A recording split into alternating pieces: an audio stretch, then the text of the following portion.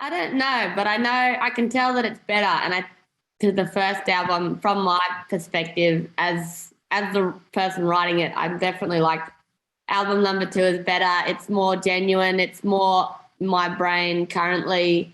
It's more cynical, but also more defiant and like hopeful in like probably like a nihilistic way. But I think I still like articulate feelings in like a simple, digestible way, without like over like pretentious, making them pretentious or anything, but just like articulating feelings in a simple way that makes sense. I remember the first time I read Gyp Rock and Gum Trees, I was very impressed.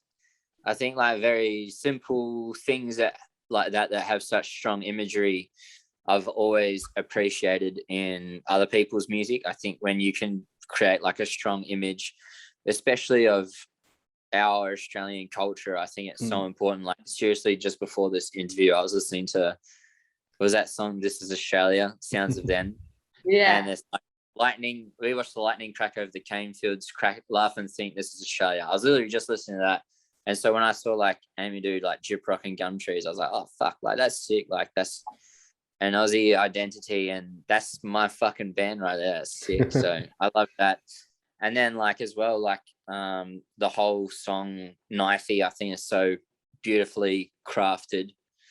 And that's the thing, like I've heard Amy try and explain it to people. I'm like, oh yeah, that's right. Like it probably doesn't make sense to people straight away, but I guess because I know Amy so well, I'm like, oh, I know exactly what she's saying here. And I think this is like really awesome and really well articulated. And I really like as well Capital. Like I'm really proud of Amy having a strong voice about like, you know, the bushfires and capitalism and stuff like that. It's awesome when you can like make cool music and stuff, but when like you really believe in what your singer is singing about, it just adds like a whole level of pride that, I mean, you know, makes it all seem heaps better. Well, the Capital was one of those that stuck out for me as well. For you, Amy, what gave rise to that song? I guess it was just a spell of a bunch of thoughts and feelings. But when I started writing that song, it was end of 2019. So Australia had like really bad bushfire season. Right. I don't know if you guys heard much about it over there, but it was really awful, and there was like so much burning and so much just like so many wildlife died and so many people lost their houses. And even before we knew anything about COVID or any kind of even murmurs of COVID, we were wearing masks in Melbourne because the bushfire smoke was so bad.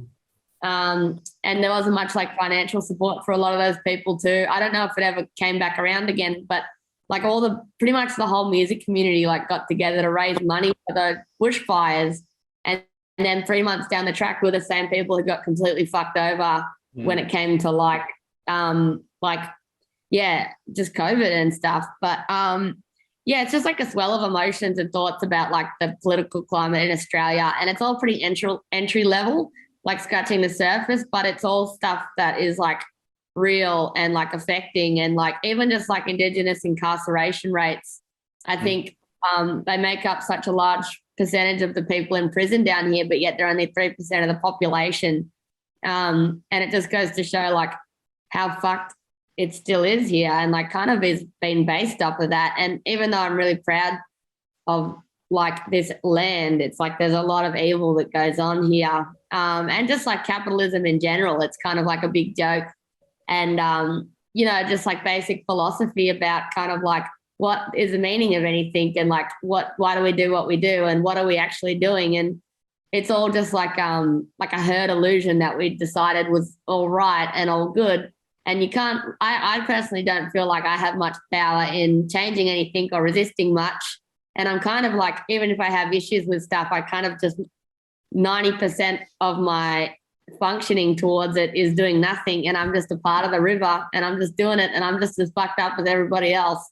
And I also do things for money, and I also do crazy things for money that are questionable, and like, but it's like, so does everybody. And I just think it's bizarre and funny and worth mentioning in a song.